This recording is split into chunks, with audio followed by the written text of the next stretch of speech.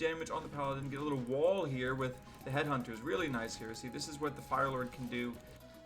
Hello and welcome to another video, and this time we're going over an oft pondered question. What happens when you're against a Paladin Rifle opponent and you go the Firelord first, aggressive, but it goes late? So yeah, let's talk about it, right? This has been fun exploration of strategy for me, because Paladin Rifle is, you know, a very oppressive strategy.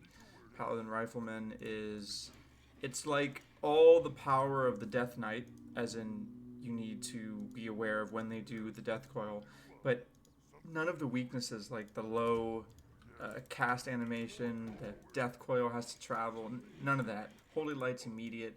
On top of that, you have the armor. It's hard, we all know, right? But as you see in this game, I'm going to try something. It's a variation of a strategy that I've been really, I guess, working on, because it feels easier for me. Now, if you've been watching Warcraft 3 lately, and you've seen some pretty impressive Starbuck victories versus Infi using Farseer, and it was just incredible. Like, even when I was watching, it made me think, yeah, you know what? I mean, Farseer is such a powerful early game hero. The way that the wolves are able to split from the Headhunters and create two areas of damage that the Paladin gets caught between, like, that's inherently how Starbuck wins there. But what I'm trying to do is, I don't think at my level, at my MMR, it's feasible to play Farseer like that. And I say feasible because it's just too easy to feed experience. It's too easy to have the Rifleman masked with the best, you know, attack animation in the game for a unit to just poof, immediately burst down a rifle, burst down a wolf, and, you know, you're just feeding the Paladin. So I'm trying now a Headhunter Firelord build. Now, I know this build can be optimized, right? But right now we seem to not backpacked quite yet. There we go. Get out the first Headhunter, second Headhunter, and the Voodoo Lounge. Now we're eventually, I believe, are we going to go back there? You see I had a little bit of a Miss Peon micro there. There we go. The Firelord is in action. So we're now having a Firelord Headhunter strategy. You know, this is what Backpack was made for, because, you know, you really don't have an opportunity to buy from your shop if you go the Tavern Hero, but we really are trying to play as standard as we can, inspired by the Farseer play. So look, the Paladin's out, we're out, and now we already see what's happening here. We like how we can just slow down this militia creeping. Every time your militia is running around and you're not doing anything, it's got to be good for us. So yep, here comes the Soul Burn. Now this is good trading because the Paladin's not doing any damage. So successful trades. We see the ensnare there. And okay, this is now an opportunity. Paladin on cooldown. I maybe could have tried to snipe the last hit with the creep, but, you know, I'm playing this game live. So this is what I think is best to do with the Paladin.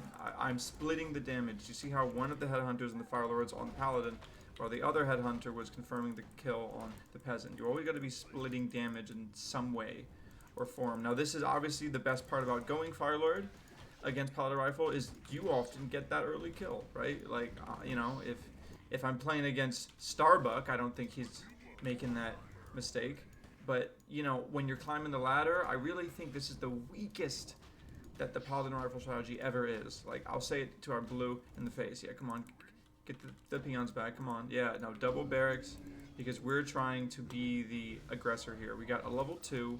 And I'm kind of in uncharted territories, to be honest. Most of the time, see, to lose this Headhunter is just poor decision making. I'm thinking if I just tank in the damage here, I can get more rifle kills, but it's really just laziness. I could have been microing those Headhunters better, but I do get the Rifleman kill. So, you know, when the enemy hero is dead, I sometimes don't mind. I'm trying to get a ensnare here.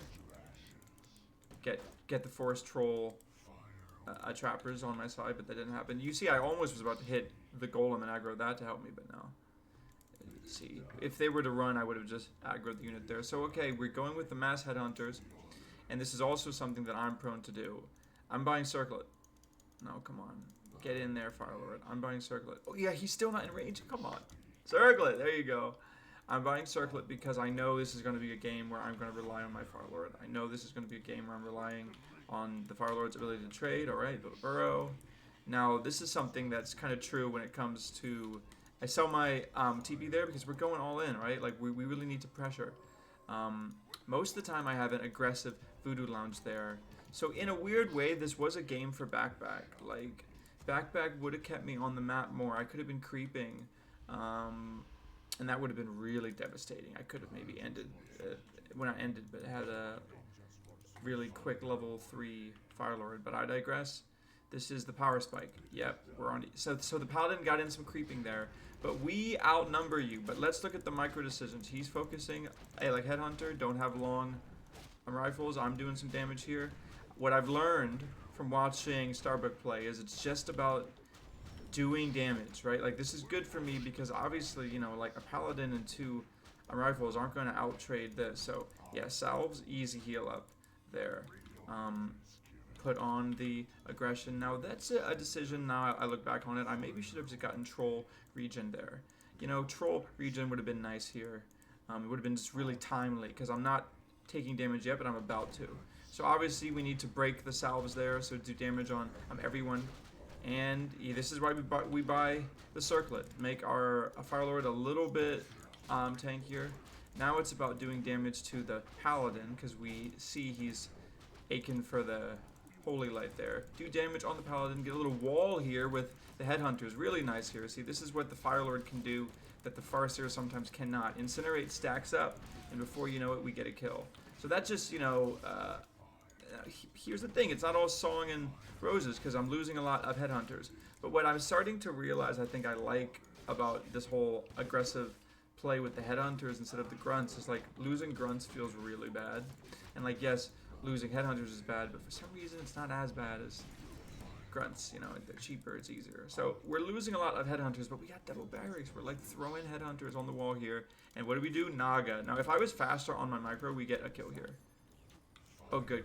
Now, you should be orb walking with the Naga here. You need to be really animation canceling with the Naga, but to get the slow insured. But this is a really good opportunity here for me to push it, because even once the Paladin comes back, I have these 2 heroes that are really adept at PvPing. That Arcane Tower gets so much value here, but let's do damage, right? If the enemy has this Holy Light that's so powerful, just try to do as much damage as possible. So I'm almost playing this trying to top the damage meter. This is great, you know, I'm getting kills. And very much like the Starbucks game that I was inspired by. I'm probably going to make a whole separate video about it. It's crazy. It's this early game that gives you any opportunity to bully Paladin here. So good creep. I like my decision to creep here, you know. Definitely trying to press this advantage as much as I can. And I'm only getting attack upgrades. So that's the level 2. And Incinerate isn't that fun, right? Just blowing up corpses.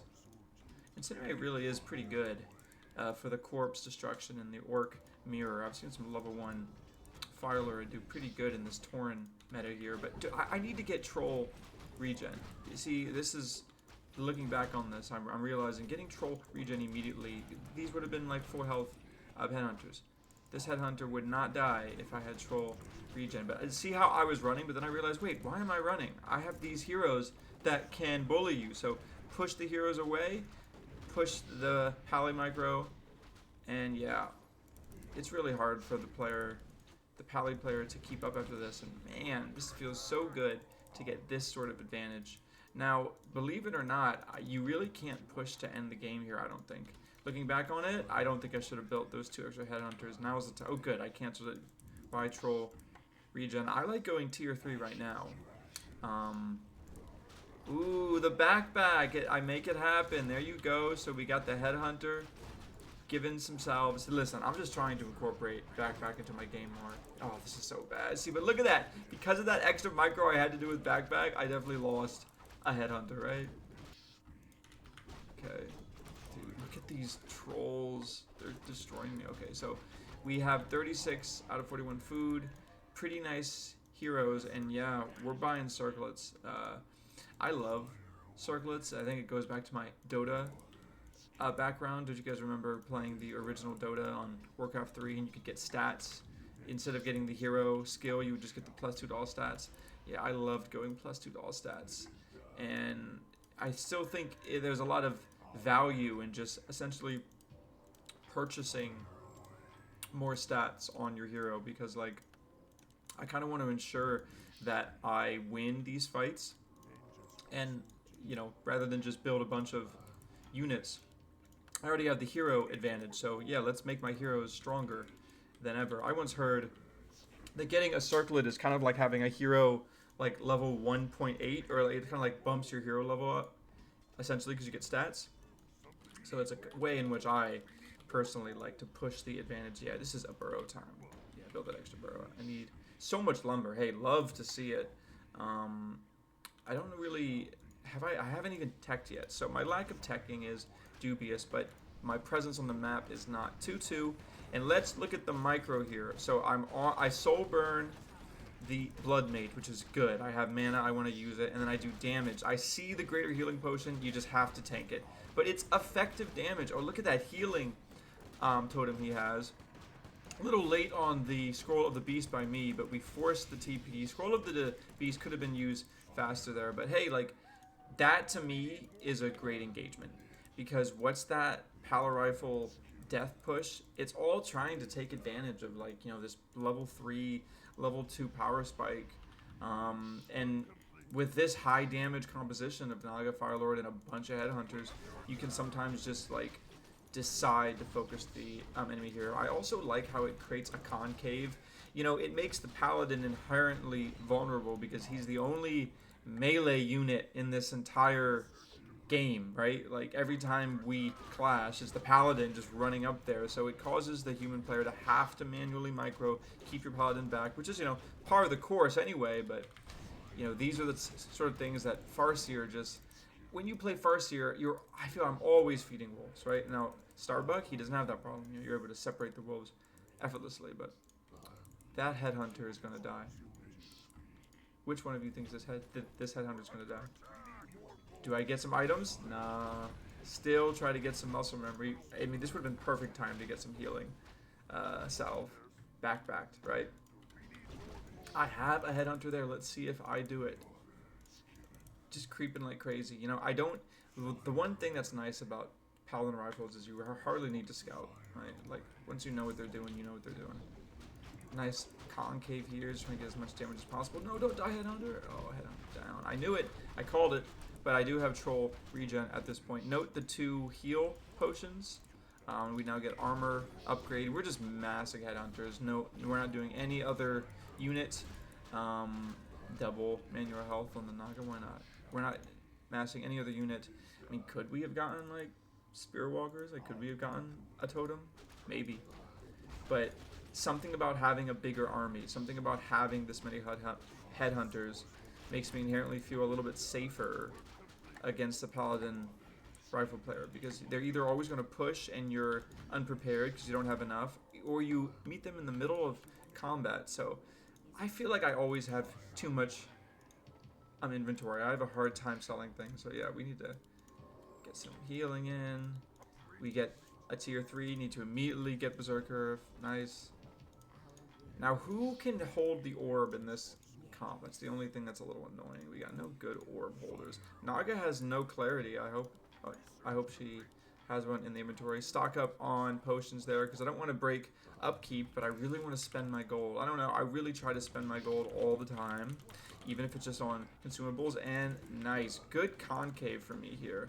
I really like this fight, so I just decided to take it because my Headhunters get to do a lot of damage. Let's go, right? He uses a healing scroll, which is pretty good by him. I'm deciding to do focused fire a bit. The banish.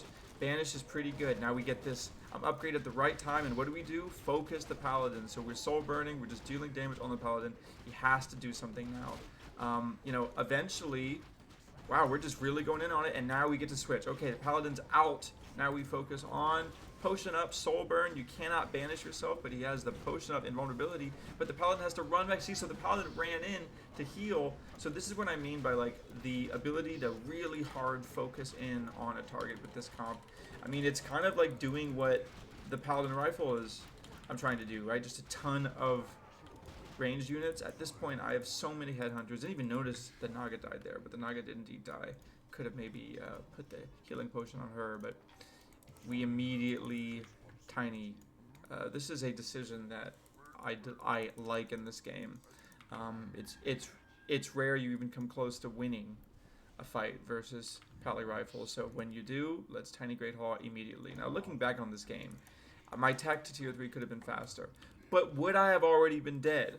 Right? Would I have already been dead if I tech to tier 3 faster? Because I really spent all my resources massing Headhunters this entire game. Cloak of Shadows, best in slot versus Mana Drain, right? And good timing on the Expo there. So, you know, I think that bodes well for me. And this is something, too, that, look at this, a backpack being so annoying. There you go. Clicking heals, let's go. Deep breaths, Nix, deep breaths, you got this. We got, oh, let's get that Arcanite range. Let's do it. We got the double gold Expo. Yeah, max range. So now we really want to fight when we get level 3 range. This is our what happens when it goes late. Firelord level 3, if you notice, we did pick Incinerate because we're just about that damage. And Incinerate's very effective even when you're at low mana. Another good, a Concave. My army is already doing max damage. We always silence the Blood Mage here because when the Blood Mage has low mana like that, great. I don't want you to fill up mana. So we're doing damage here. We have some focus fire on the casters here. Really important to have a group of Headhunters focus firing on the casters. My Firelord's getting banished and drained, but I decide to actually soul burn the Paladin here, not try to soul burn the Blood Mage. So this is where the fight is being lost. If I don't have an expansion here, it's tough. But look how we focus on the casters, right? When in doubt, the caster damage. And, you know, sell the thing here because we need potions. Yeah, it's very nice on me, actually. Just needed the inventory space, needed potions. This looks bad. This is what happens when that banish was so effective.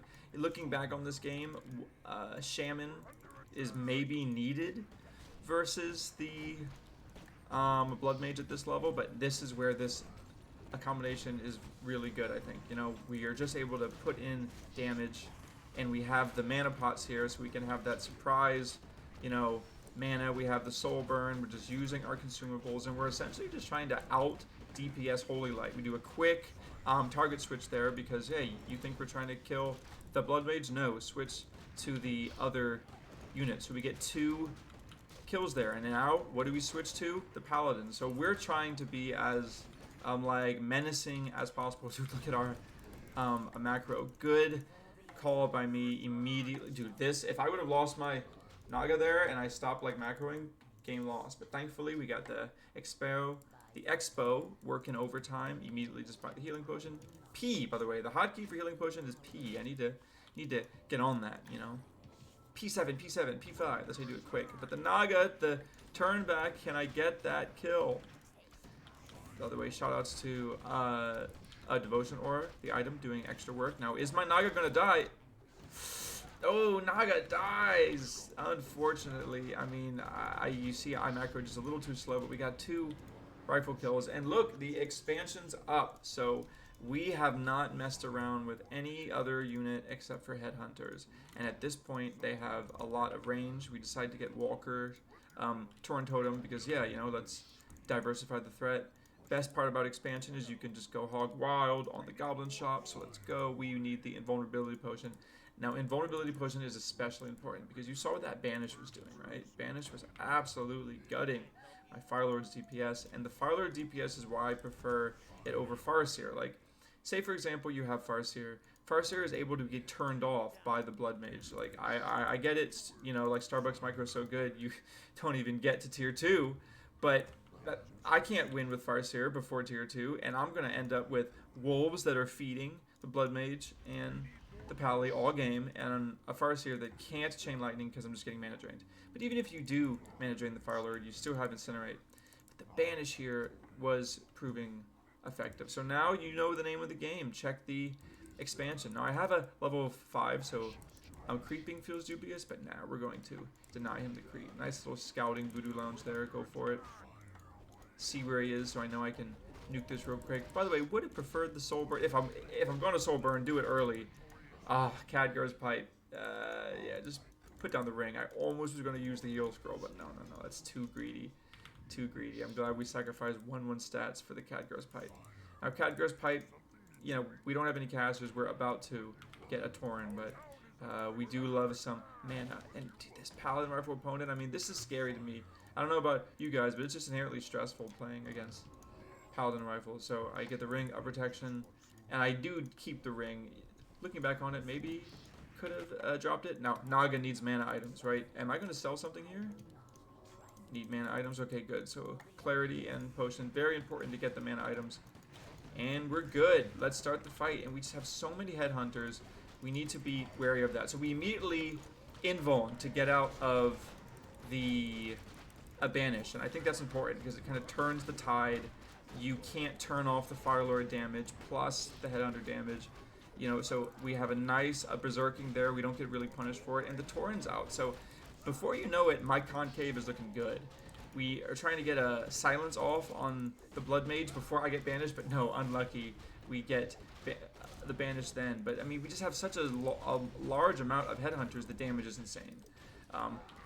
The heal scroll feels good, and yeah, looks like, man, the arcane towers are so annoying. But now this feels good, because we're just... Are we going to kill the Paladin here? No, good TP here, but... Feeling like a powerful position to be in. Yeah, we get that level 6. Feels so great. What? Yeah, let's just go to that. Yeah, and we call it. So, hey, you know, love to see it. These are Headhunters with so much damage. And wait, what? What am I doing right now? Yeah, 26 out of 42 damage. Wow. So that's pretty good. We're just trying to get some volcano action, right? We love to get some level 6. Feels good. So hey guys, listen. While the volcano plays us out, right? While the volcano plays us out, I want to give everyone a hearty hi and hello. Thank you so much for subscribing, for liking the. Come on, check it out. Yeah, Firelord. We have been losing MMR since the patch, but it's because we've been experimenting, and it's also because we're not that good at Warcraft 3. So, you know, we're going to try to get better at it, focus up. I'd say my biggest optimizations is macro, and you know what, sometimes just playing my comfort builds, I do better than playing on the meta. I bet a lot of people feel that way. Anyways, thanks for watching the video. I'll see you guys later. Nick out. Yeah, so turns out, I forgot what I did this game. I stuck around a bit after because I wanted to do a little bit of tests on Incinerate. So look at this fun little thing you can do with Incinerate, right? So I'm going to hit this peasant. He has Incinerate. But then I'm going to hit this peasant. Now there's multiple Incinerates going on, right? So let's see if I can plan this well. Alright. So we have 2 low health units. Look what happens. I'm going to try to set off a little Incinerate a chain here. Look at that. Isn't that cool? So you can set off Incinerates if you're really nice on the micro. If you're really clean with it, you know, you can do cool stuff like boo boo and then like chain reaction because you're placing Incinerate on low HP units. Anyways, fun, right?